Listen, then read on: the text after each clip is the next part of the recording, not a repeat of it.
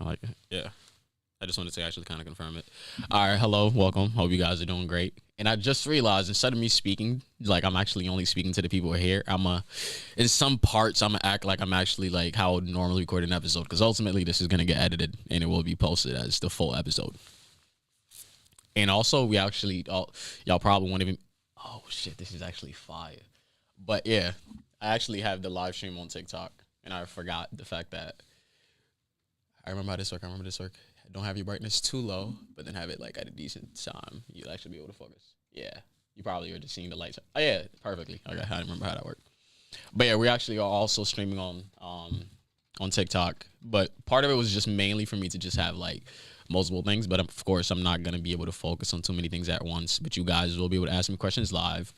My computer is actually in front of me, as you guys can see. You know, school computer, goated. But yeah, for the YouTube, I'm not necessarily going to pay the most attention to that. Peter is going to handle that part. And then on TikTok, I'm going to get the live questions. But the very first part, we're actually going to focus on the first segment.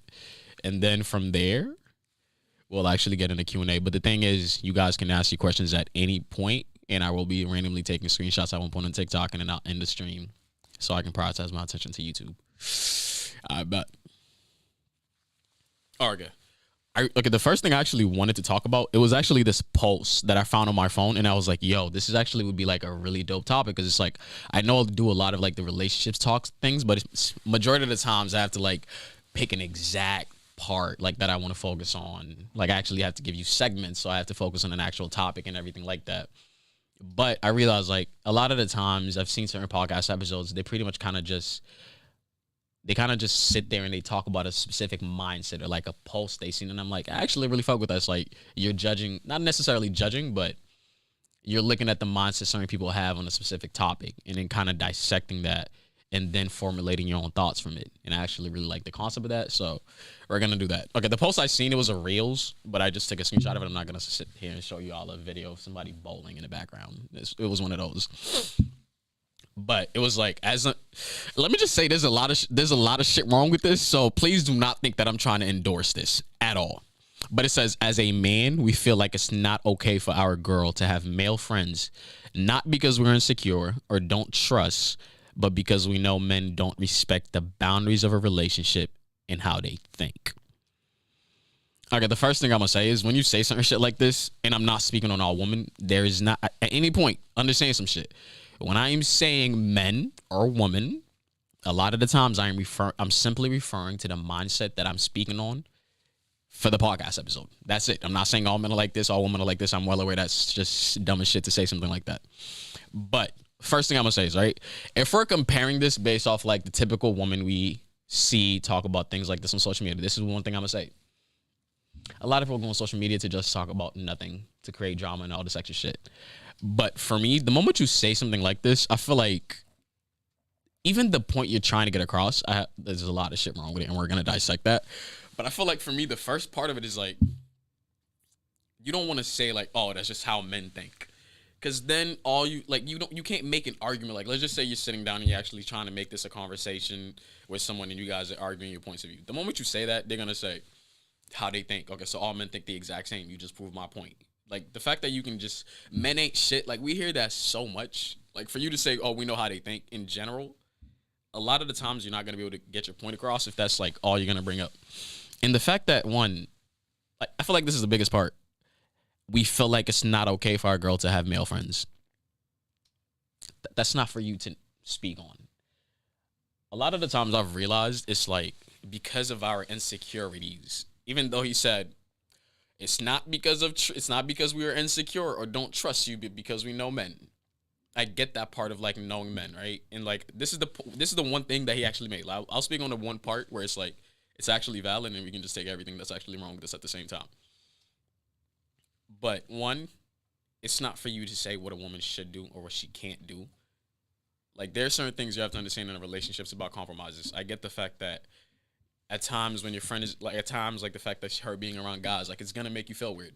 Like, I'm not gonna sit here and try to argue that. Like, that's not what I'm here to do. Because I promise you, I get it. If any dude was to sit here and tell me I've never at one point felt jealous while my girl was around certain people, I'd look at you and probably think it's bullshit. Like whether it's like you didn't act upon that jealousy at the end of the day, I felt like the moment you love that person that much, the moment somebody's around her, whether or not you think, oh shit, she's about to cheat, oh shit, this is about to happen, it's still like that possibility may happen from their perspective. So it's like it makes you feel some type of way. But then that's where the trust you have in that's when the trust you have in your girlfriend comes in, or your partner. If we're looking at it from both sides, that's when the trust in your partner kicks in, where you know the fact that they can enforce certain people to respect those boundaries, and this is also another part. There's also another part where it's like this is the part where it's like he could have had a valid point. There are certain people where they are incapable of noticing those signs. So it's like so at times where it's not necessarily that I don't trust you. It's not necessarily the fact that I'm insecure, but at times you being around certain people and interact and having like these certain type of interactions on a friendly level, I'm not saying that you don't understand how to set boundaries, or I'm not saying that you're not going to be that person that blocks that level of access. But for me, the part that I think becomes a little, how would I say this, problematic, I guess, would be when, okay, this is the part where it's like problematic on like their end, where it's like you actually have something you can look at.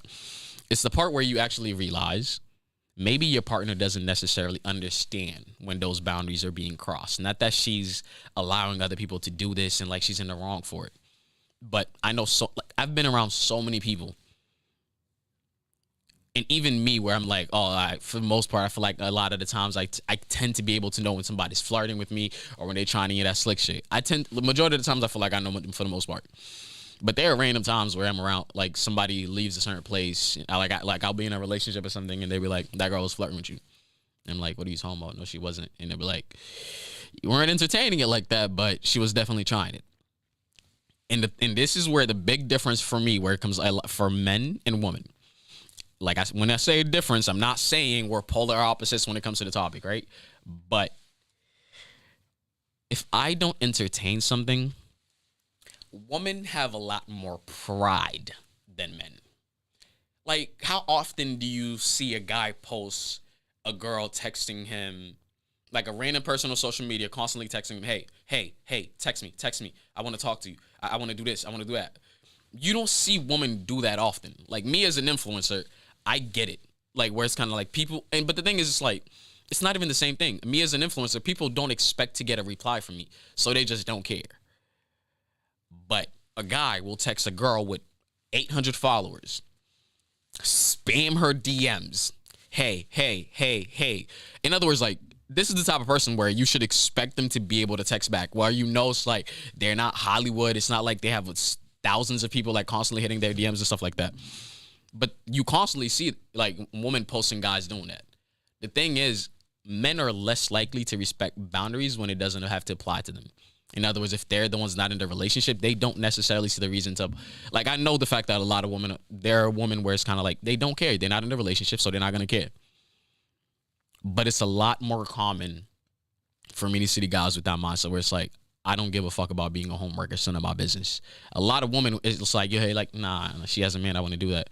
Like, a majority of the times I hear conversations with guys, if they're not the one in a relationship, she's in a relationship. It's like, no. Like if I were having a conversation with certain guy friends, right? Like I have a lot of different friend groups, and I'm aware of the ones that think a certain way, but there's some of them where it's like they literally will sit there and tell, like, if I were to bring up like, oh no, she has a girl, like she has a boyfriend, they would literally look at me and be like, what does that got to do with me? I'm not in a relationship. And this is the thing, right? Even the guys who do respect the boundaries, they play the waiting game. Where it's one of those things where it's like they'll respect boundaries and do little slick shit you won't really see, but the whole time they're kind of like keeping your mind on them, where it's kind of like, oh, well, now you don't have a boyfriend. I feel like at times he would flirt with me. They would never make it very clear. It's kind of like you may doubt it or you may not doubt it, but they'll play the waiting game. Like they'll wait for your relationship to end, and it's like when you think you have a shoulder to cry on, a friend, someone who's really there for you, no, the whole time they really cared about fucking. You don't understand the amount of times I've had some of my friends tell me, it's like, she had a friend, they thought it was a really dope friend, everything like that, and then they found out the guy wanted to fuck him.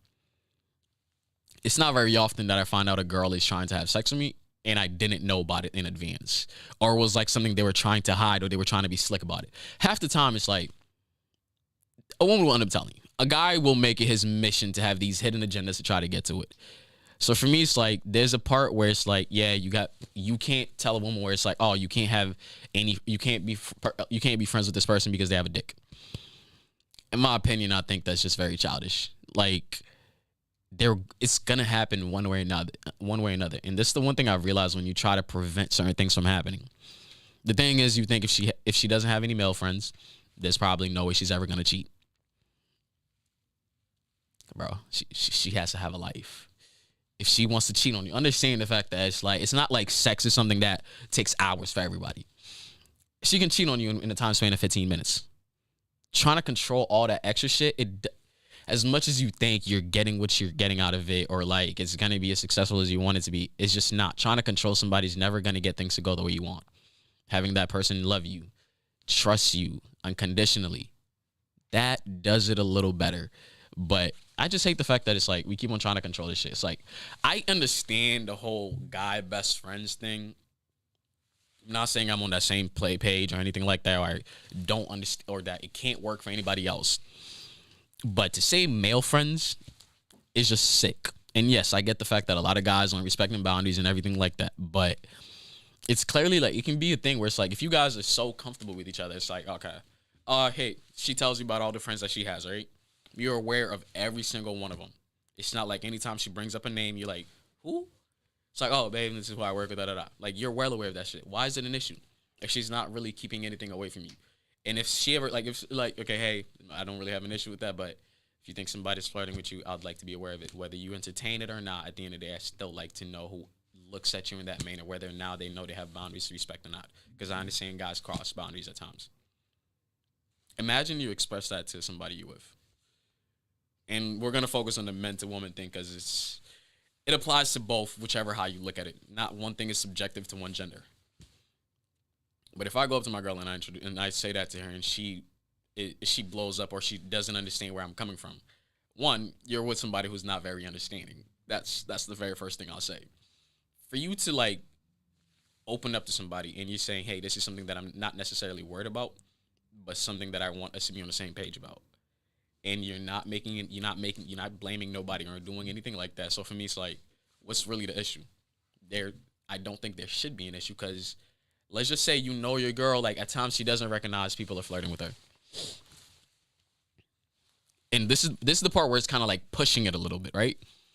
But the thing is, there are certain people, if you're with certain people, you understand there's certain baggage you're just going to have to hold. Is it fair that you're dealing with some of the baggage and you weren't necessarily the person that got that person there? Not necessarily. But for me, it's like, I think I prioritize reassurance over anything else because at the end of the day, it's like, I feel like without that level of trust, you don't really have anything at all. And if somebody's not making it unreasonable in terms of like asking for unreasonable things out of me to reassure them, I'm willing to do it whether I don't like it or not. Like, let's just say, right, I'm with someone. I'm in a relationship and everything like that. That person tells me, hey, I think this girl's flirting with you a little bit. And I'm like, I don't really think so. She's like, I know you don't see it at times, but I'm just saying, I'm not saying like this is necessarily what's happening, but it's a possibility. A lot of the times, the reason why you fuck up when you bring something up to your partner is you say this is happening. And instead of like presenting, it's like, I think this may be happening. Or like, to me, from my perspective, it's a little clear that this is what's happening. If your partner doesn't say like, oh no, this is definitely not it, where it's like, okay, I don't necessarily see it from that perspective, but there may be a possibility. And then it's like, okay, hey, the first, like, my girl tells me, like, I really don't like this new girl you're around. I think she's trying to flirt with you every time I see it. Y'all are interacting in a certain way. I'm not necessarily appreciative of it. If your girl is like, okay, let me go through your phone. If I see nothing flirty, I promise I will drop it. It's not one of those things where, like, she doesn't trust you. It's one of those things where you know you're not doing nothing wrong. So to you, it's like, I'm okay with reassuring that person because I know it's one thing to tell somebody something, but then like to be able to prove it to them, like, look, there's nothing flirtatious at all. Okay, you're right. My fault. I was in the wrong for that. I feel like if a lot of couples were willing to have that, where it's like, I bring up something that I think is happening. You don't just knock it down. You don't try to make me look like, you don't try to make the person look like they're overreacting, doing too much or anything like that. You're like, okay, I understand where you're coming from. And the thing is, you can't be that person that brings up this conversation, start throwing blame around and everything like that, and expect that person to react in a manner where it's like, oh, let me reassure you. Let me help you understand that this is not happening. If you're blaming somebody for some shit they're not doing, no matter how you start the conversation or how nicely you try to do it, they're not going to be the most responsive to it. Responsive, receptive? Receptive, I think receptive. But in general, it's like, oh my God. Okay, I'll stop the episode just for this part.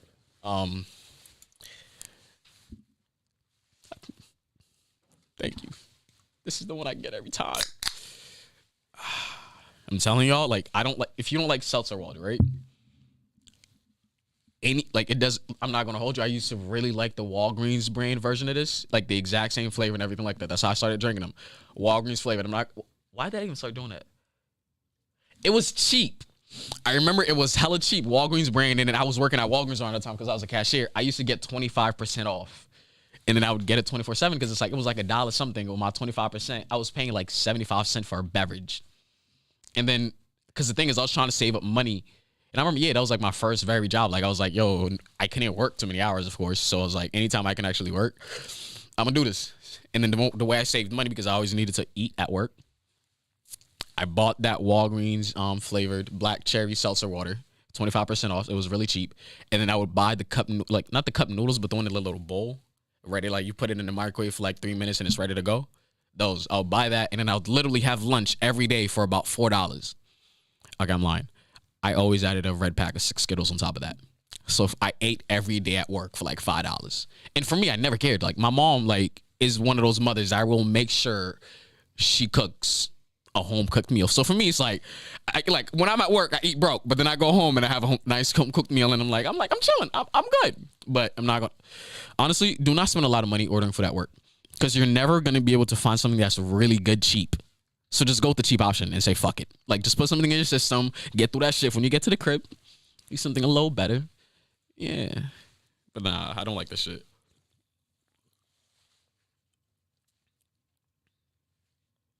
Okay, and this is the part where, like, yeah, you guys actually can ask questions throughout the whole entire time. I don't know why, but which seltzer is better, black cherry or lemon? Black cherry is definitely better. You can even tune in on this. Please don't tell me about to say lemon. I was just going to say, you have someone asking, how do you think family affects your mental health? How do you think family affects your mental health? Oh, my God. Okay, well, you know what? Yeah, you know what? The segment I appreciate. Okay, let me end the segment right now, and then I'll start taking questions. Okay. Wait, okay. Real quick, before I even start the questions. Do we have, like, an iPhone charger cord? Yeah. Yeah, I just need the cord. I'm going to turn on back the TikTok part for this. Remember we said it was going to be confused?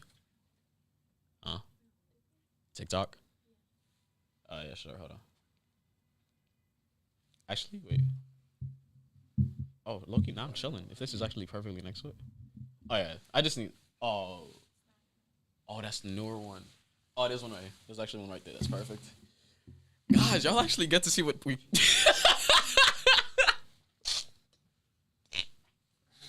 It's like I looked up and I seen G's. Y'all couldn't see it, but Peter pretty much almost took his head out with the light that's making me look this great. Yeah. I'm all beat up now. Da-da. Honestly, it's like, what percent am I at? Huh? Nah, that's fine. Honestly, it's for like, at 4%. Whenever it dies, I'll just start charging it. Yeah. No, I'm going to ask the questions live and everything like this. Well, to keep the conversation flowing, there was an orange vanilla seltzer that was incredible. Orange vanilla? Absolutely incredible. Wait, what? Yeah, Orange it's like a creamsicle. It was insane. Oh, shit. And we haven't had it since. Why not? I don't know. Can I put an order in for that? I'll see what I can do. No, that actually sounds busting. Like, I actually would love to try that. Black cherry wine, by the way. Thank 71%. you. 333. Guys, the time is 333. That's a great time. It might not be for you, but at the end of the day, it doesn't matter. Because you're experiencing this with me, so my time matters a little. And I'm not saying it matters more than your time, but it matters just as much. You feel me? So, like, Even if you're like 233, 133, we're experiencing 333 together. All right, it's a lot. Okay, how does family affect your mental health? Honestly, for me, it's like, okay, guys, on TikTok, you guys can actually ask questions live. I got about like 5%, and then I'm gonna sign in on another phone and hop back on. But I will randomly scroll and find the questions. But how does family affect your mental health? Not yet, not yet. But for me, it's like my family has affected my mental health a whole lot. And we're using the word affected. We're not saying affected negatively. I feel like my family has affected my mental health in a positive manner and a negative manner at the same time. The thing is, I had a mother that was very nurturing, and that was the way she showed love. You know, like trying to take care of you, put food on the table. That was just the way that she was used to expressing love. And she was also raised by a parent that wasn't necessarily, and she was raised by a parent that didn't really care about whether or not, and she didn't necessarily care whether or not it's like, what she actually needed and everything like that. They didn't care for that part. So when she was growing, when she had us and she had to raise us, to her it was like there wasn't necessarily part where, I'm gonna show you the type of love that you want to receive. It was more about I'm gonna just show you love, and you have to accept it in whichever manner that I give it to you. And I'm gonna just say one thing, right, before I even continue on this part. My mother is a very loving mother, and I'm lucky to have had her because I'm Haitian, right? I'm Haitian American. Honestly, no. I'm sorry. I don't want to put the American in front of me. I'm Haitian and Italian. I've never said I'm Haitian American until today.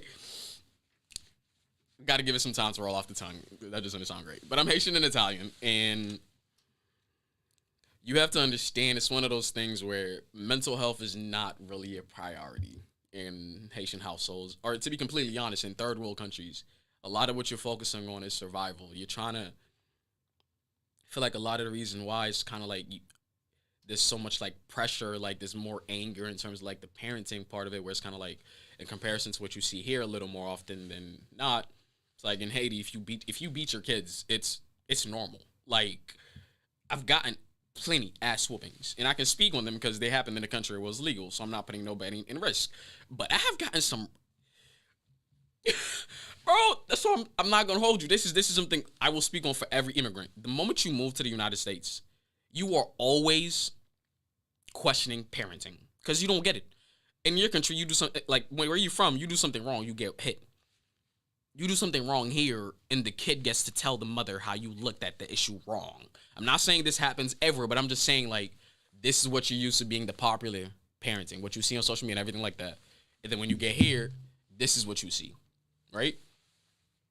We're like, this is confusing. I thought I would just get my ass whooped. Like the first time I was at a supermarket and I heard like a kid cry and like argue against their mother, I was shook. Like I looked at my mother and like I just knew that wasn't gonna happen. My mom wasn't even an aggressive person, but it's like I just know there's certain things I wouldn't even do just because of how I was raised. But in terms of like my mental health, my mother is very nurturing and everything like that. I love her to death, right? But what I needed wasn't available to me in terms of my mental health. I needed somebody that wanted to tell me how great certain things that I'm working on are, because I'm grinding my ass off. Since the start of 6th grade, I have done something every summer for school, whether it's been an internship, whether it's been teaching, whether it's been doing a program at a different college. Like I've visited 3 different colleges, not even because I went on any college visits. Each one of those summers I dedicated to a different college than when I got to high school. In middle school, I was going to a program that was literally teaching us math, English, and history every single day still. For me, like, what I wanted from my mother was for her to tell me, like, you really appreciate how much I'm doing. And the reason why I did that, this is the part where I'm saying it's like, sometimes it affected my mental health in a positive manner, and sometimes it was in a negative manner. She wasn't able to give me what I wanted, right? What I felt like I truly needed for me to be like, okay, I'm in a happier place. Things are going my way and everything like that. I couldn't get that out of her. But because of that, and because I couldn't get a lot of the support, even like physically, financially, and everything like that, I started doing a lot of these things by myself. If I knew my mother was gonna have to focus on bills and rent, and I know I really wanted to I wanted to start buying this shoe, the next shoe, I learned that at a very quick age. Like my mother didn't really speak a lot of English, and she was taking care. She was the head of household. And I'm like, when you get in a situation like that, and you don't speak English that well and everything like that, I feel like in terms of, and you're at that age with that many kids, you're not really thinking, oh, I want to end up at the best job possible. You're thinking, I want to get the job that gets everything off, that it gets all the bills off the table, and that puts food on it. So because I understood she was probably never going to make it a priority of hers to become this high earner at that age coming to the United States. I knew that very early on. For me to let her have leeway to do things for herself, I had to make sure all the money she would try to invest into me could just stay in her pocket. So the moment I turned 15, I was working. Even before, like, I was somebody where it's like, even before I was old enough to actually even work, I was working. Whether it was cleaning snow, like when I know the snowstorms would happen like that. Me and my friend, we liked eating candy all day. So we literally grabbed our shovels, went cleaning people's backyards for like $20, $15, however much, depending on how big it is. Like I was willing to do all of that because I wanted to make sure she didn't feel like she was a bad mother or like she couldn't give me what she wanted. Because the thing is, as much as I can speak on what I lacked during my childhood, there's a lot that I had. I had a mother that was willing to struggle for me every single fucking day. A mother where it's like she would go days without eating and try to hide it, but every time she'd come back home with whatever she made, it was invested into us. A lot of those things I don't necessarily spend time to dwell on it or speak on it. And to be completely honest, a lot of my family members don't even think I remember half of these things. But I remember it because my mother wasn't in a place to support me in the way that I would have preferred or anything. To be honest, around the time, the way that I would prefer it. Knowing how independent I am today and how much I don't really ever feel like I need anybody for anything. And I need to understand the fact that I got to be more accepting to people when they choose to actually be there for me. That's something I'm working on still. I'm not gonna hold you. It's the weird when you're from a family where it's like you felt like things you needed mental health wise, you couldn't get any of that. Cause like I want to give like a good understanding of what my family is. Cause if somebody asks that question, I know their mental health is being affected by their family. I just want to show it's like, trust me, I get it. There's so many different types of factors that go into it when it comes to like how much your family really affects you. But that was a fake yawn, by the way. I was copying somebody. I didn't want y'all to think that was like actually realistic. And it just went back to the episode. But yeah, your family affects your mental health a lot. In terms of me giving advice on it in general, you can't pick your family in terms of the ones that you are around, living with. You can pick the type of definition you want to give to family. You can pick the people you want to attach that to. But sadly, you don't pick your blood. And I'm not saying blood makes family. But you're going to have to spend a few years around those people. However long that is. Whether you move out when you're 21 and you're done with, when you're 21 to 23 and you're out of college, whether you're somebody who did it in seventh grade, like I know happens very differently for people. But for however long you're going to be in that situation for, the one thing I want you to understand is the fact that you just have to create a system that works for you. For me, I realized I can sit here and complain my whole entire life about how much my house is affecting my mental health, or I can just toughen the fuck up and find a way to deal with it. Find a way to make part of myself less sensitive so that way I'm not constantly being triggered because I don't like not being in control. And I'm not sure anybody likes not being in control neither. Even if you're somebody who blow off easily, I'm pretty sure when you sit there and you think about everything you just did and the scene you just made, whether you're not embarrassed about it, I know you're not happy that you just did that. Like, you sit there and you generally think, oh, I dedicated this much energy to somebody who shouldn't be affecting me. Create a system that works. For me, it was staying in my room a lot so I could dodge a lot of the little bullshit or a lot of the little comments that I know I really didn't like or I didn't appreciate. I stayed in my room a lot. And I would constantly, and then the thing is, when I wanted to spend more time with my mother, I know the more we talk, the more likely it is she'll say something that bothers me. So if I want to spend time around her, I I'm on my computer, I'm working on things, or I get there and I'm eating and I'm watching a video. So that way, me and her still get to spend some time together, be around each other. But I don't really need to have much conversation. I'm not saying we don't have times where we have these real conversations, but I know the everyday thing is what I don't really fuck with. It's not like I don't like my mother as a person. I love that lady to death. I do. But I know the everyday parts aren't the greatest, which is the parts that mainly affect me. So for shit like that, honestly, just create a system that works for you, bro. That's the best advice that I can give you for it. All right, Peter, is there another question you think I should pick? Next one is, what if you're talking to someone that you're not physically attracted to, but they treat you the best compared to people you are attracted to, and I imagine don't treat you as well? That was a pretty important part. I'd imagine that for the second part too. But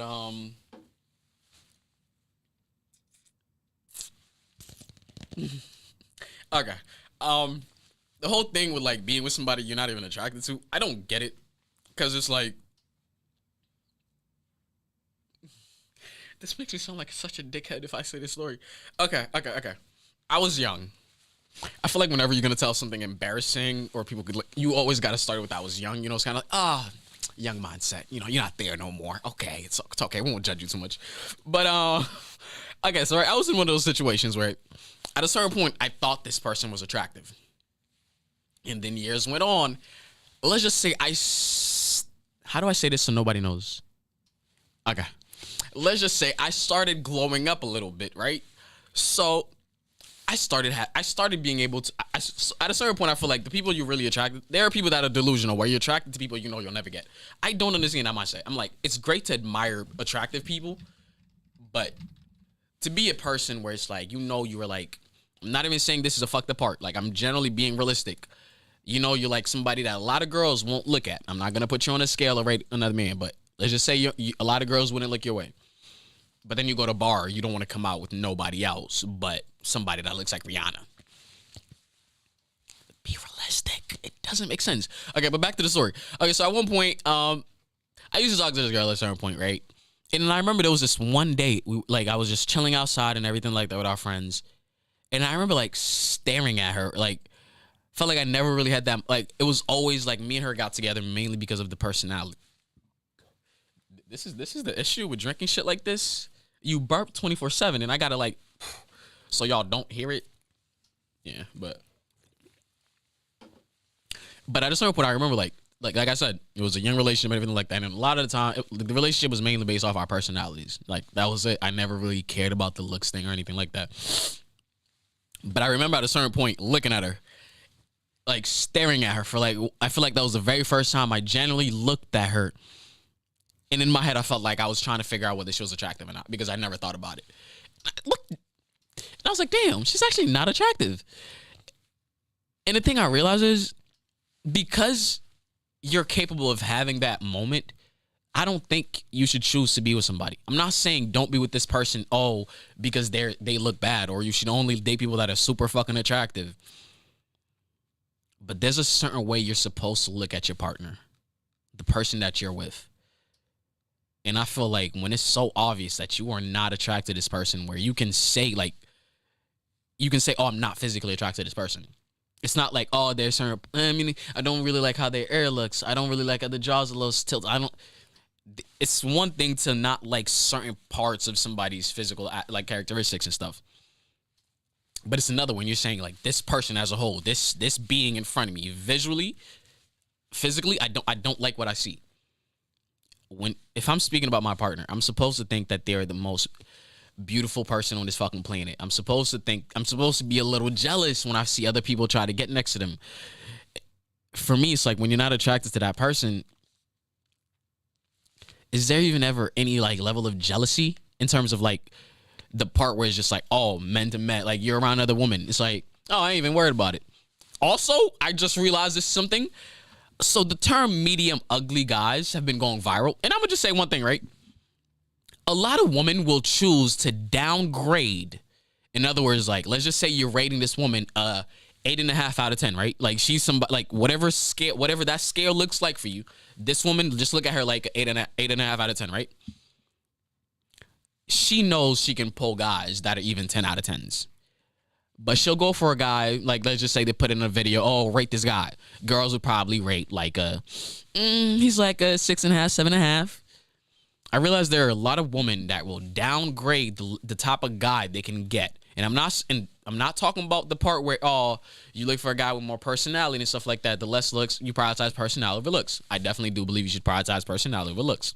My point was, you can't not have, like, there has to be a balance in between them. The fact that you don't find somebody attractive at all, I don't see how that relationship can work. How do you date somebody and you find them ugly? How do I wake up next to this person and how does this person, I'm not saying this part matters, but I'm saying if we're talking about the rest of our lives, how are you going to date somebody whenever they're on top of you, you looking elsewhere? Like, I can't imagine, I'm not saying sex is the most important thing in the world, but even if you guys had sex once every 5 years, this is for me to show you it's not about sex. Once every 5 years, you would know that once every 5 years, I'm going to the girl's going to lay down, and I'm going to have to look at a guy I don't think is attractive. And because I want to be turned on, I'm going to try to look away. Or I'm going to try to fake something. Like, how does that make sense? That's not a relationship. You just think you can't find no guy. This is where I think it comes from. You just think that guys are so shit that you will never be able to find a guy with a personality that's able to fulfill you and a face that you can also be attracted to. Like, this is the thing a lot of people think. I believe in soulmates.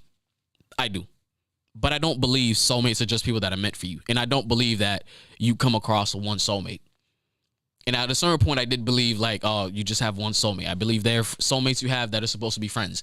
There are soulmates you are going to have where they're your soulmate for a certain chapter that you have in your life. Where while I wanted to become an influencer, this person was there throughout this whole entire time. Like, there are certain people where it's like they're going to be attached to your life for a certain amount of time. And I remember, it was a video I seen where it's like loyalty comes, the thing is, your loyalty will come, what do they say? Oh, loyalty expired. It comes with an expiration date and stuff like that. Like, a lot of people will exit out of your life. It doesn't mean they weren't supposed to stick around or anything or they weren't meant to be around. Oh, you had to move on from them or anything like that. It's just no, certain people come into your life with a certain purpose. And the thing I've realized is it's I just had a brain dump, a brain fart. It just went blank. I had such a good streak and I went blank. But yeah, let me just get the next question, to be honest. Okay. Let's see. So let's say you're talking to someone for almost a year and you find out that he or she had sex with someone that tried to be close with you. How would you react going forward? I'm guessing they're talking about if you're they mess with a friend of theirs or something. I guess it has to do with cheating as well, which you kind of talked about before. So you're talking to someone for almost a year. Oh, actually, no, I guess it's because they're not together. You're talking to someone for almost a year and you find out that he or she had sex with someone that tried to be close with you. How would you react going forward? P.S. His cousin told me. The relationship is still happening? I'm guessing the relationship is still happening if they said going forward. Yeah, I guess.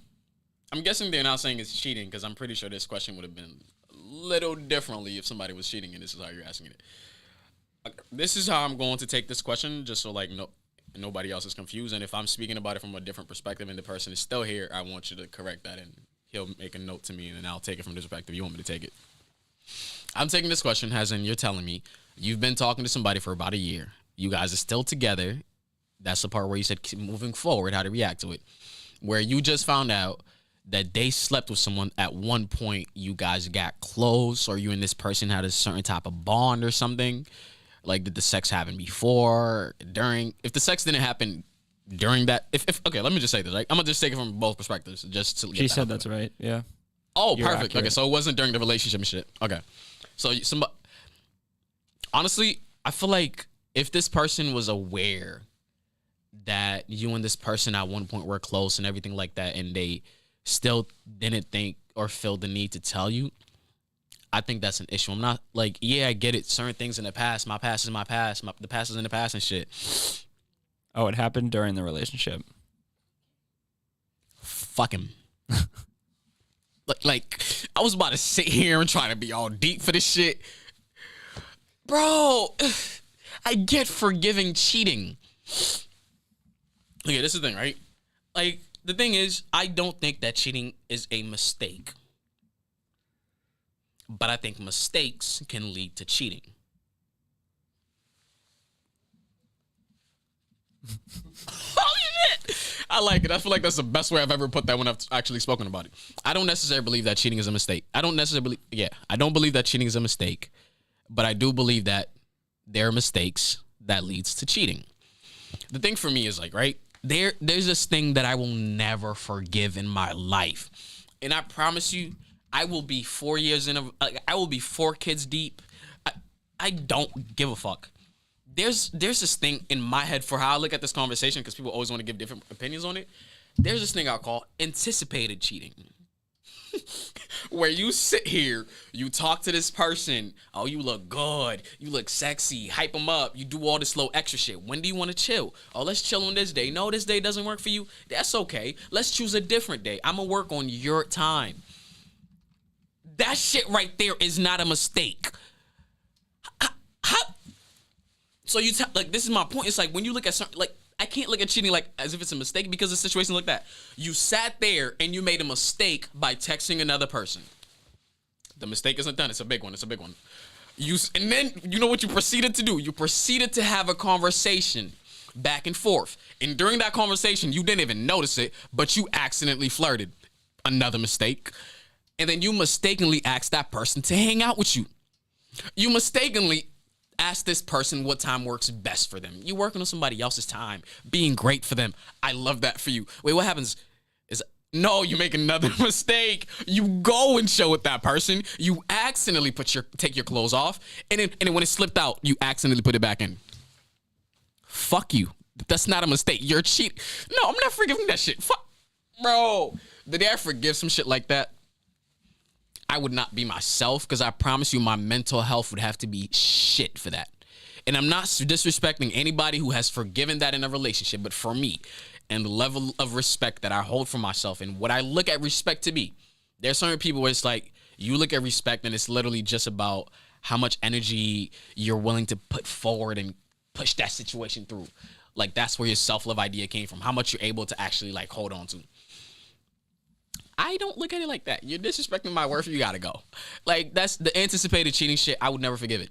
So for you, it's like, to make it specifically about your situation, so you can actually get advice on it. This person, I'm guessing within 1 year, loves you. And if it's not love, I'm not saying, oh, by 1 year, everyone should know you. It works a little differently for some people. Certain people have trauma, so for them, even saying I love you reminds them of so much terrible shit. You got to be patient with somebody like that, where it's like you can start with some, oh, I heart you, you know what I mean? Like, baby steps. But even if this person isn't in love with you, even if this person, at the end of the day, it's a year, there's a level of care I expect you guys to have built. Hopefully. But this person is telling you they love you. And if the closeness part happened before, hasn't like, your partner understood how close you are with this person, or like they slept with that person as you guys were really close together, which I'm guessing is why you mentioned that part. How can they know you care that much about someone and then still choose to do that? And the reason why I'm not bringing your friend into it is, I get friends are friends, but friendships kind of just happen, you know? There are a lot of friendships around where you don't really care for it. It's just about the fact that you're familiar with this person, so you keep them around. Or where it's about distance. I'm always around you because you're in my school. Okay, we live in the same city. I'm always around the same parties, so I'm going to act cool with you. I expect there's a different level of loyalty I expect out of friends and people I call my family. I don't really do it. For the sake of conversations, I'll say friends. But I don't really do friends. Anytime I'll refer to somebody as my friend, I promise you this is somebody that I look at as family and I'm willing to do anything for them. But relationships don't accidentally happen. We don't accidentally start dating. That's a question that had to be asked. In other words, at times in a friendship, the level of loyalty that you expect out of a person, it's not clear. But you understand how loyal you have to be in a relationship. You can't cheat. Like, so for me, it's like when you asked me out, or when I asked you out, there was an agreement that we made. I'm not saying it's a contract, but it was an agreement that we made that you're going to be a good boyfriend, and I'm hoping you have my best interest at mind if you're going to ask me to be this person for you. And I'm going to believe that you're this type of person. So I'm going to say yes with the expectation that I'm going to invest as much as you're going to invest. In other words, that level of loyalty in a relationship from your partner is something that's understood. This friend that came around, they don't really owe you loyalty like that. Where if you guys aren't the closest, or you guys have 2 months, 3 months, I can't expect somebody like that to be loyal. I can't put it on them. You're my partner, and you chose to go behind my back and do that shit. And the fact that you understand this is somebody I really fuck with, it's like the cheating part would hurt. And then you add it on top of it for it to be somebody that I actually care about. In my opinion, that's a little heartless. And for you moving forward, I do believe that people do dumb shit and they change. That part where they change, that's where it becomes a mistake. That's when you can look at that experience where it was a mistake. It wasn't a mistake. Like the cheating part, I won't say it's like necessarily a mistake, but in my past, the type of person that I was, they did something wrong. Moving forward, I won't do that again. I'm not saying you can't forgive him. I don't understand the bond that you guys have. So I won't speak on it from that perspective. But all I will tell you is don't continue that relationship with that same person that cheated on you. Because if that person isn't willing to change, what are you sticking around for? If they're not holding themselves accountable for the mistake that they made, what are you staying in there for? If they're not willing to work for your trust again because they understood that they are the ones that broke it, what are you staying in that relationship for? A lot of the times we're attached to people and we think we gotta stick around and shit, but you don't.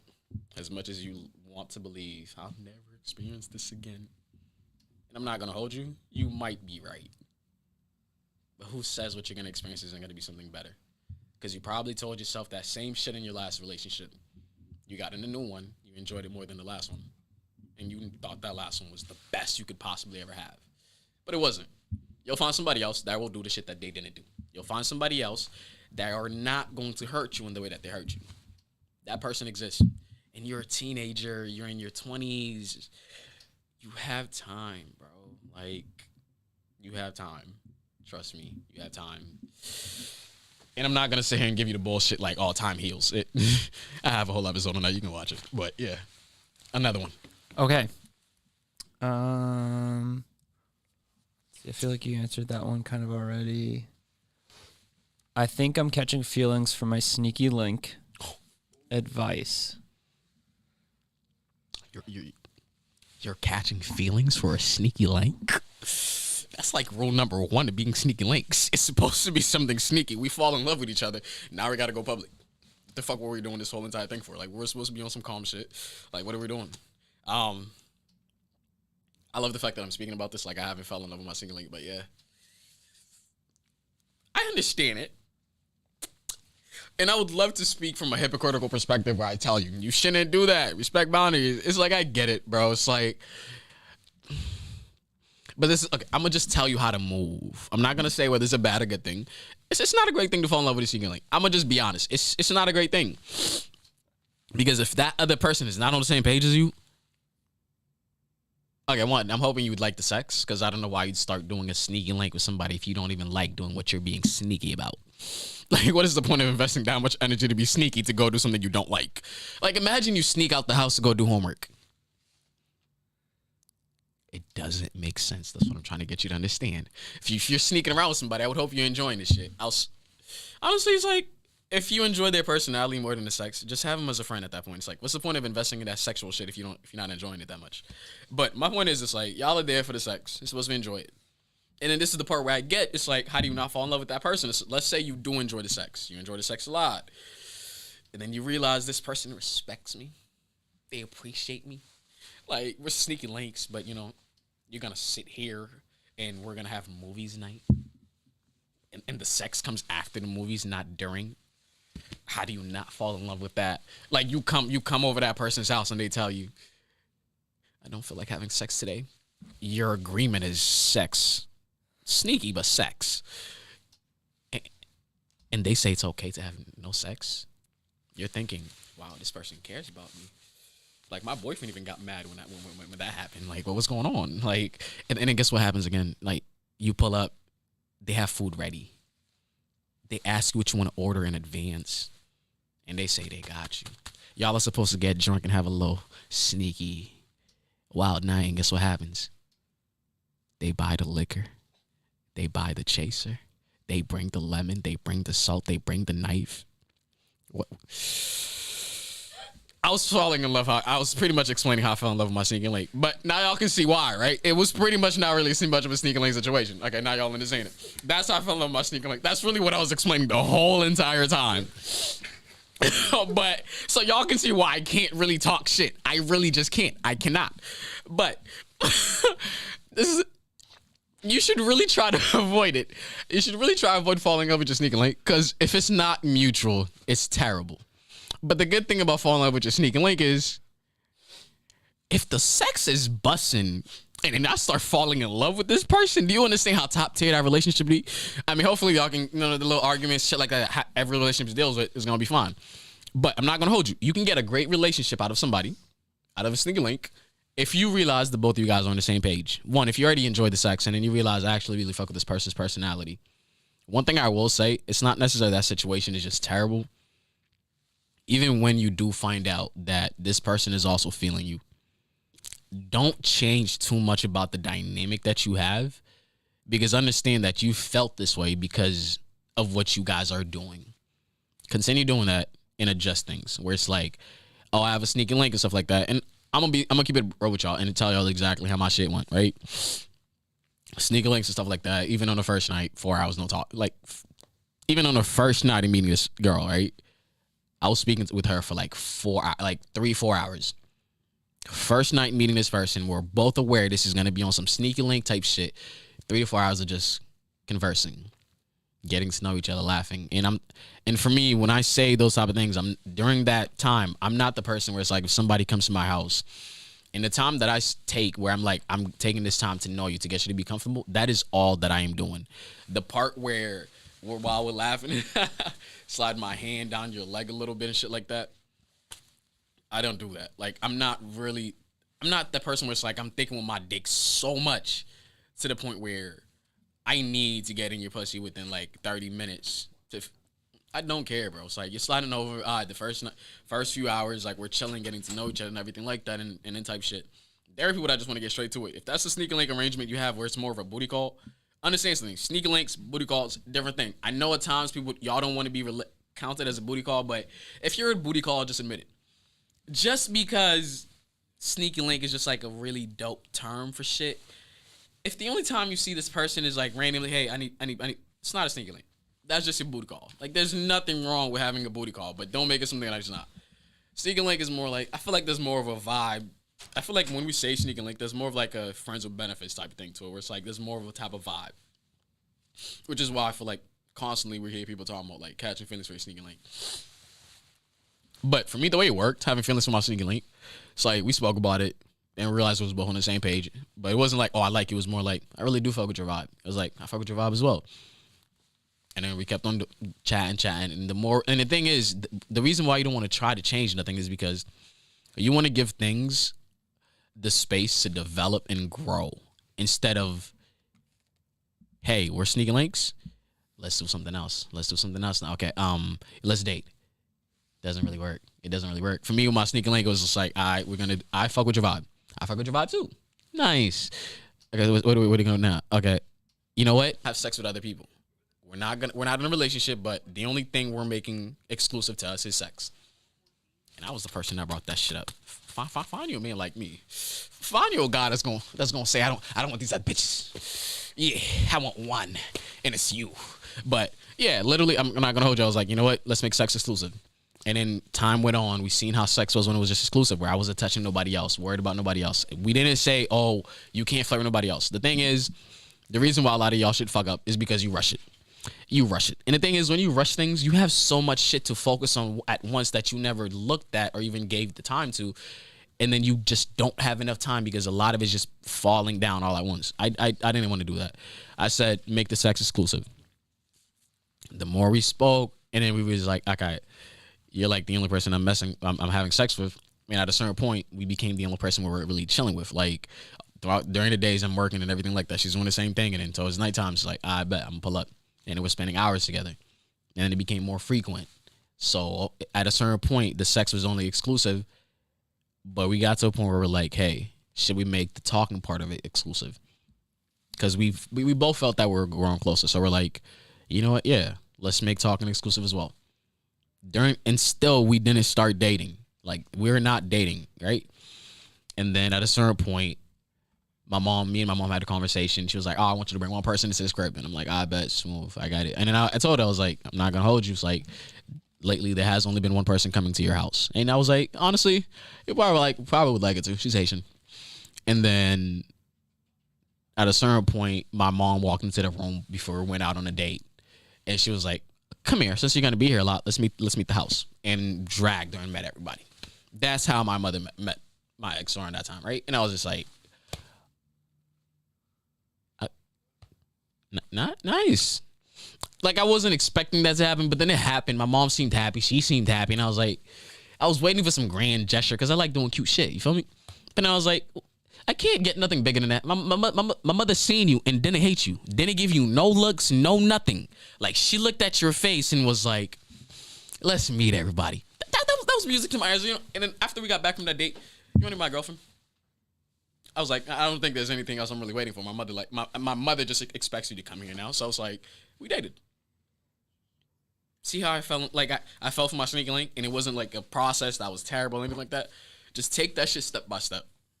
Like hey, no more sex with nobody else. Hey, now we don't talk to nobody else. So it's kind of like and also it makes it a little easier to be loyal in a relationship, I feel like.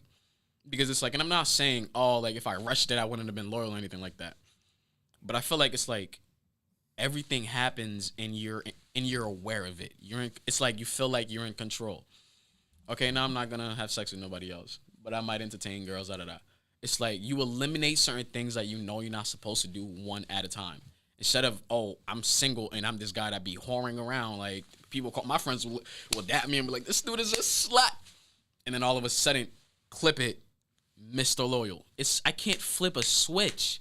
Like there's certain habits you have to kind of like add different new habits. For me, it's like it was a thing where it's like, okay, around this on weekends, I know what the fuck I'm gonna do. When she was around, it was a little differently. Like I had time to get rid of those habits so that I can make sure that I'm the most loyal boyfriend that I could ever possibly be to her. A lot of you guys rush shit and you don't give yourself enough time to realize what you're rushing into. And then when it hits you, because you don't know how to respond to it, it fucks the certain situations that you have going on. But yeah, nothing works out of rushing shit. And by rushing shit, I'm not saying you need to wait 2 months, 3 months, 4 months. There are relationships that are going on for about a year, but both of them are constantly working. Both of them are constantly traveling. They see each other like 10, 15 times a year. And then there's people in relationships that spend about 10 to 15 hours with their partner every single day. You realize how one relationship may progress a lot further than the other one, even though technically the same amount of time has gone by, but not the same amount of time has been invested in that relationship. So that's a little differently. Yeah, take that shit slowly. And for the most part, don't fall in love with your sneaking link. I'm going to hold you. It doesn't work out for the most part. I've had a lot of my sneaking links. I don't even do sneaking links like that, but I like consistency. So I'll just use the term sneaking links for it. I've had sneaking links that fell for me. I didn't want it. And the thing is, it becomes hard as shit because it's like, I'm like, I don't want it. But then now I got to feel like a dickhead, even though I already told you I wasn't looking for a relationship, but because you fell in love, because you fell for me, you expected me to fall for you. It doesn't make sense. I liked how I waited on that shit. I give me the next one. All right. I think it's slowing down a little bit, but we have one that says... But honestly, I need like 2 more questions and we're done with this. I really appreciate you guys. How do you maintain the afro?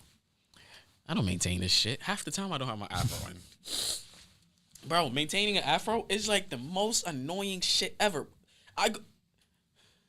You know how certain people, it's like when you wake up, is when you do your hair. When you about to go out is when you do your hair. I have to do my hair before I walk out this door because of the way I sat, because it's already flat. It's a lot of work to manage, which is why a lot of times I'll have twists. I'll do like certain styles because you know why? Those styles are good for 2-3 weeks. Some people hold them for a lot longer. I question it because I'm like, no, damn well you ain't washing it while it's like that. But 2-3 weeks for the most part. A lot of the times I'll switch to 2 weeks and get a haircut at the same time. But yeah, I'll constantly change that shit because I don't like taking care of my hair. It's a process. It's a hassle. Like, you don't understand. It's like constantly like having to pick out my hair to make sure it's detangled. And when you have thick hair, it's a whole different lifestyle. Like, y'all wouldn't understand if you don't got it. If you got it, you got it. Oh, if you know, you know. If you don't, I don't really know what to say, man. But it's a struggle. I see one myself. What do guys typically want when they go into depressive episodes? Because I know space is needed. However, I do think as guys, y'all don't always need to combat things alone. Okay. Although I'm somebody who's always been on top of my mental health, I am an individual that doesn't really like people being there for me. Or I'm not necessarily used to it. So at times I am not the most receptive to it. Like, I don't necessarily understand how I'm supposed to respond. The one thing I'll say is, in terms of like easing into that for a guy, right? It's things I've realized work for me a little bit. I think the first part you got to understand is he's not just going to welcome you with open arms and just be like, oh my God, thank God somebody's there for me. Like, you got to realize at a certain point, we were kids and all of us wanted somebody there for us. And for guys, when we constantly realize that person isn't going to be there, you kind of stop wishing for it. Because every time I was crying and I wanted my mom to be there for me in a certain way, she wasn't. When I was going through something and I wanted somebody to ask, or someone didn't want somebody to tell me, be strong, you can do this, push through, you got this. Like, that's what I always got. And I didn't have that hug where somebody was there to comfort me, tell me you're okay. And I get you got to put on this act and constantly push through, but you good. It's okay. I didn't get that. So at a certain point, stopped expecting it. Why allow myself to constantly be disappointed over and over again? And that disappointment wasn't something that my mental health could handle, because I knew I was that person that wasn't just there for people when they asked, but I was capable of noticing things my friends didn't even notice was wrong with them. There are times where, like, my friend, like, even when I was on the episode with somebody like Coriana, she was like, you should be figuring out my problems for me. Like, I'm the type of person where it's like, you don't even understand what you're going through, and I'm going to sit there and listen to any of those random things, those thoughts you're able to actually articulate and communicate. Like, I'm that person that's willing to go above and beyond and do all of that. And to have most of my life where it's like, I've had to be that person myself. And the thing is, I'm not that person that's going to ask. Understanding how much I do for people, you don't understand how hard it is to ask somebody, like, can you be there for me? It's the part where I do it for everybody. And then now you're telling me to ask somebody to do the same shit I do consistently day in and day out for people. That's hard. Like, it's hard to do that. You don't understand. Even sending that text, not even sending a text, just articulating that thought. Like, that thought process doesn't end with you actually taking actions and reaching out. And at a certain point, you got to realize not everybody's like you. And I realized that. And I could have chosen to change the way that I act to people, but I decided to let me just stop expecting this from people. And then let me stop being this person for the whole fucking world. As much as I want to be what my friends would call me. Oh, thank God. I thought I spilled water on me. But as much as my friend, like, I forgot what the last thing I was about to say. But in general, the thing I realized is I was like, I got to stop. Oh, as my friends would say, I can't always be Captain Save-A-Ho. I can't try to be there for the whole entire fucking world when it's taking so much out of me to do that. I want to be that person, and I want to do that consistently. And to do some shit like that consistently, it takes a lot of effort, time, and energy. And when you don't have people putting that time and energy into you, you run yourself so low for the whole entire fucking world. And when it's time to get to you, there's not much progress that can be made because you don't have a lot of that energy that you needed for yourself. But in terms of being there for a guy, because the thing is, my experience is a little different because I always wanted to be there for people. But a lot of guys had the same experience where they didn't have a lot of people there for them. So what I was trying to say by that is a lot of us stop expecting it. And when we finally do get it, because I'm not gonna hold you, a man's relationship, a man's emotions in a relationship, half the time never really feels like a priority. And I'm not saying this is at fault with a woman. I think there's so many different directions you can throw the blame, but let's be honest. How often does a relationship end with two people, with both, let's just say both of the parties are crying and they're down bad? Who's attended to more? Who do you constantly see being, are you okay? Guy goes through a breakup, it's like, you get asked about that person, but when you explain to somebody you're heartbroken, you don't expect that person to ask you that shit 2-3 weeks later or 2 months later. But a woman will get asked that constantly, even a year later. At a certain point, people just forget. It's kind of like a man's emotions is only looked at surface level. It's like, oh, you good? I'm sad. Oh, you gonna be all right, bro. A girl, you constantly have people checking them with him. You okay? It's okay. And for me, so it's like, just understand, like, be okay with the fact that this dude, it's probably going to take him some time to open up to you the way that you wanted to. But the moment you see the slightest effort into showing your emotions, trust me, it takes a lot. And a person who gives you a little bit of that didn't used to give it to you at all, is somebody who wants to keep on giving you more. But it's going to have to take a lot of patience.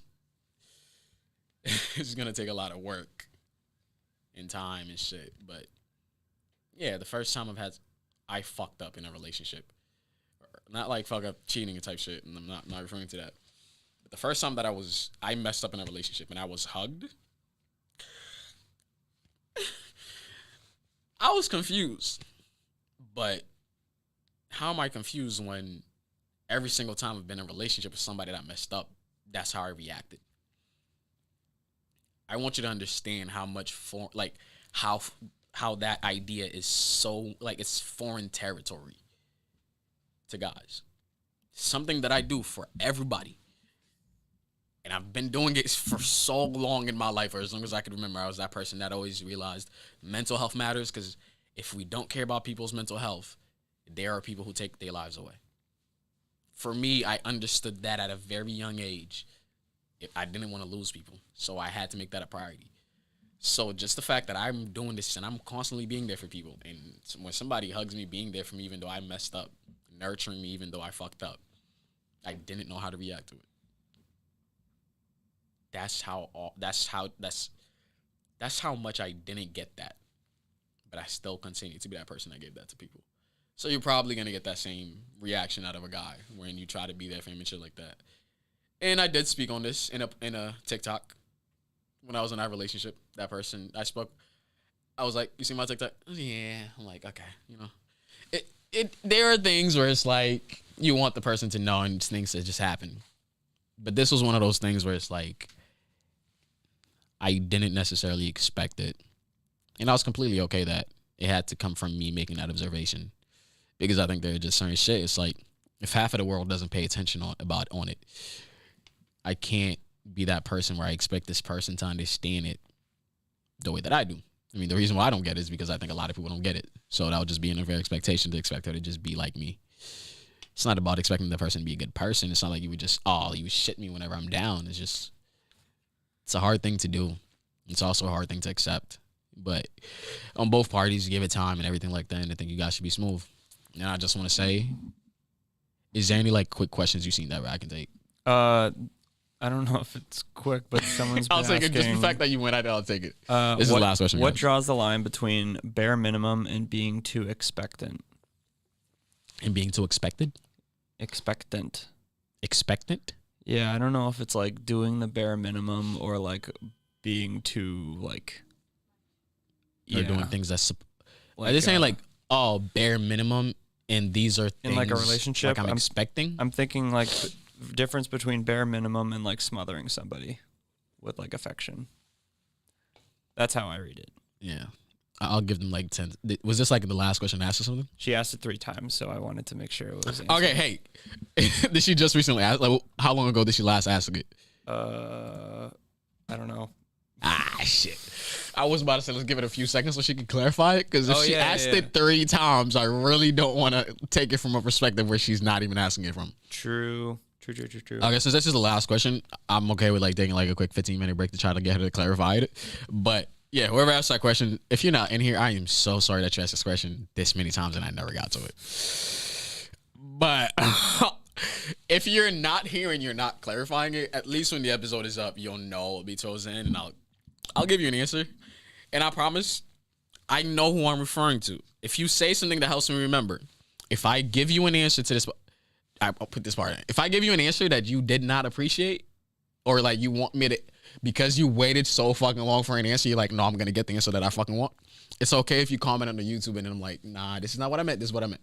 And I promise you, I will give you that follow-up or something. Like, I got you. But, okay, bare minimum. She's typing.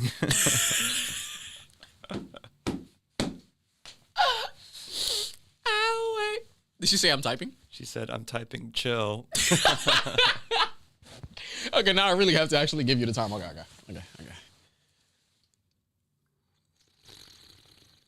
How about give like a 20-second answer to, I'm talking to someone that I like and he seems to like me, but also makes me nervous, not in a bad way.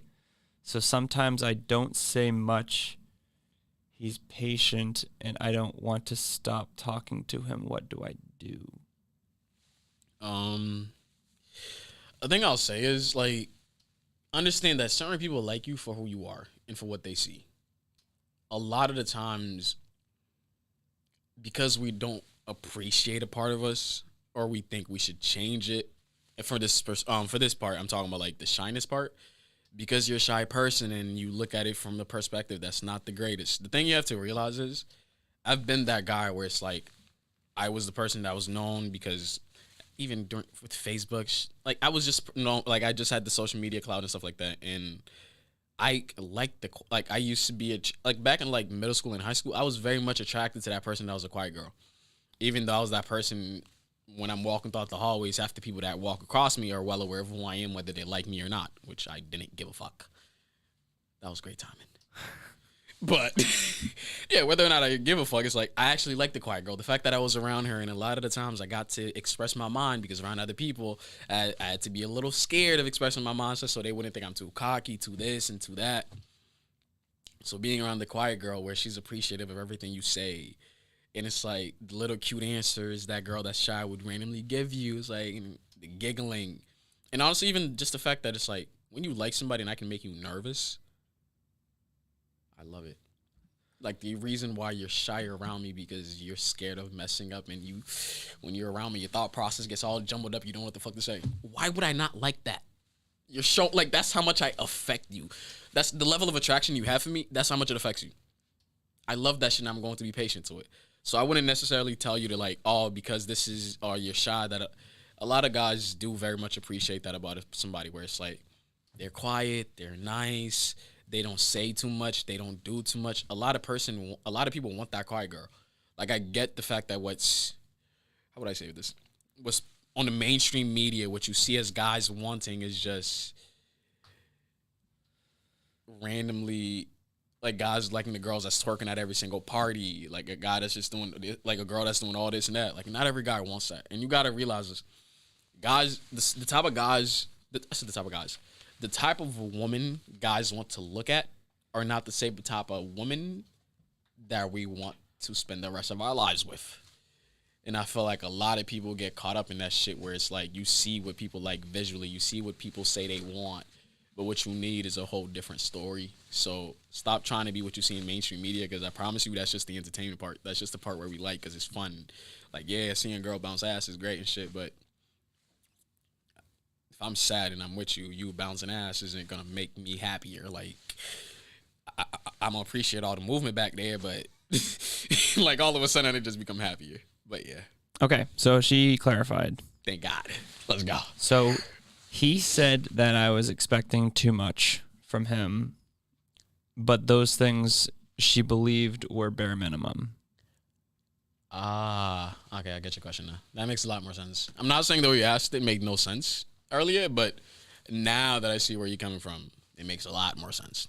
But I've actually had this conversation with a lot of girls, and actually, me and Corey have actually had this very conversation. I remember like the last time we actually spoke, not on the podcast, but the last time we spoke before like going into the podcast, actually like breaking down ideas we could have actually gone to and stuff like that.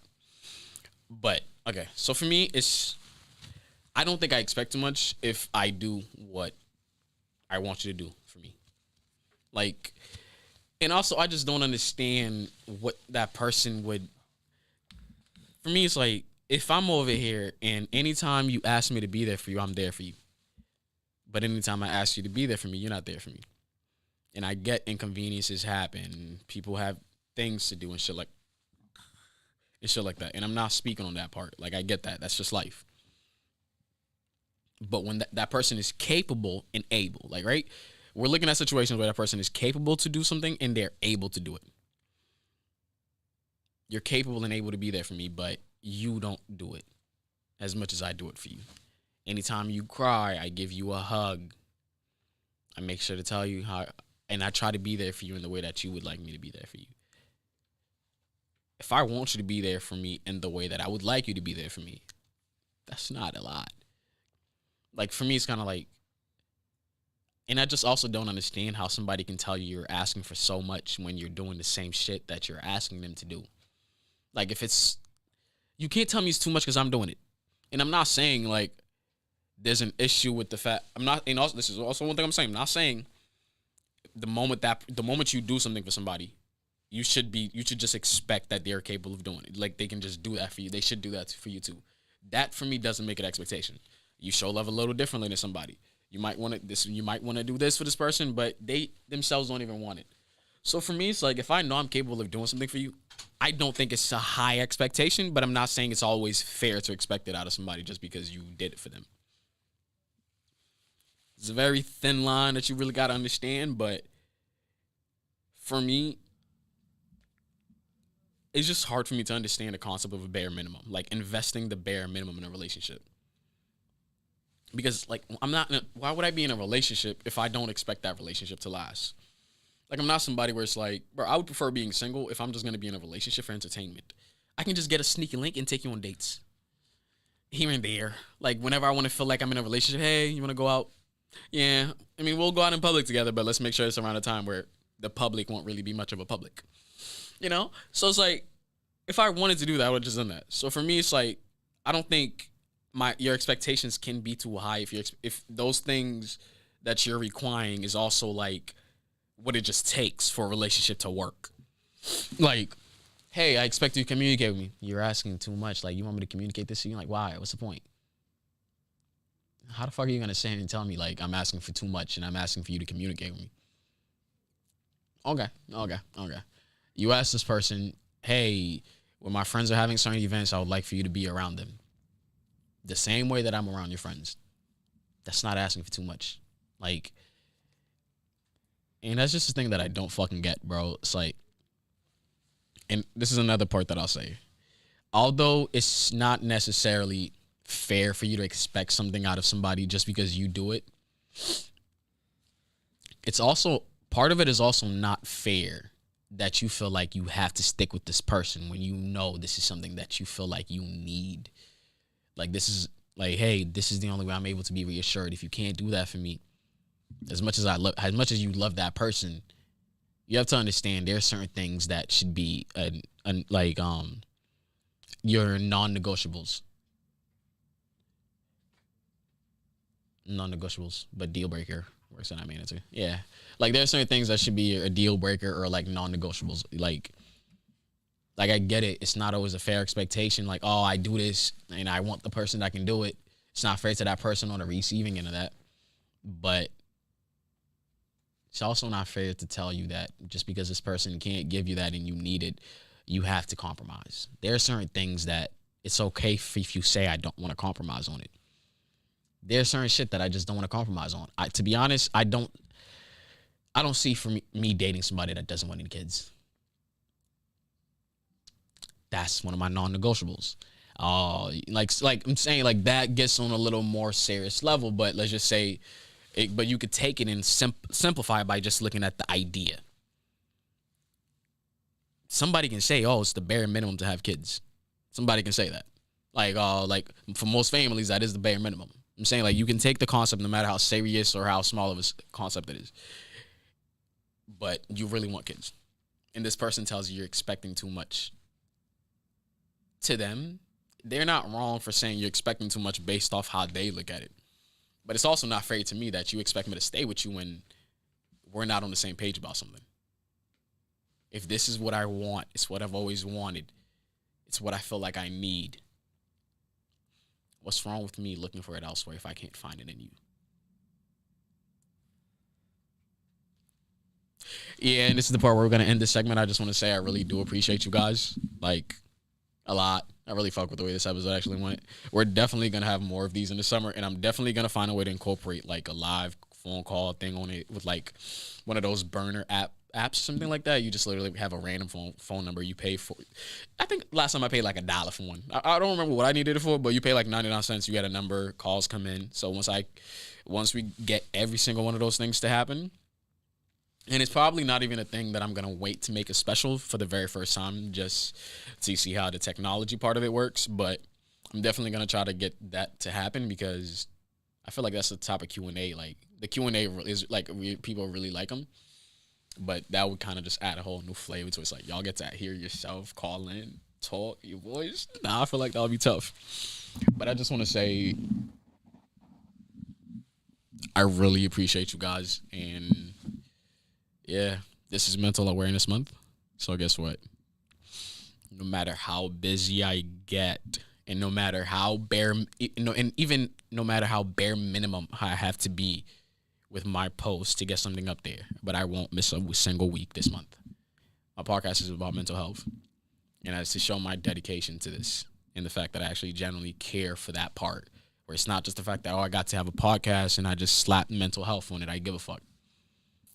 But every single week, y'all will have an episode. I'm not missing. This is a time where we'll prioritize on mental health. I want to do the most that I can by supporting anyone that's dealing with that and is trying to be more aware of where they are currently. And if you're dealing with anything, I just want to say that you're loved and you deserve that love. And if nobody around you is giving it to you, give that shit to yourself. Fuck them. You deserve that shit. Have a great week.